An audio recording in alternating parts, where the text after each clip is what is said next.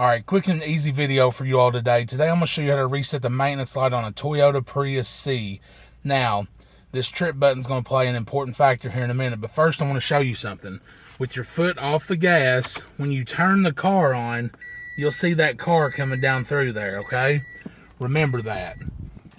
So, with the key off, turn the key on. As soon as you see that car, hit the trip button, 1, 2, 3, and hold it. And it will start to reset the maintenance light.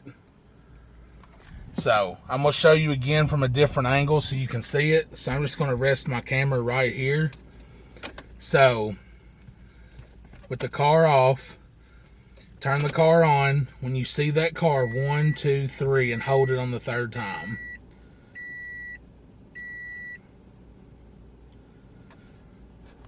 And then I'll show you again from this angle. So let that get focused here. Turn it on. 1, 2, 3. Hold it.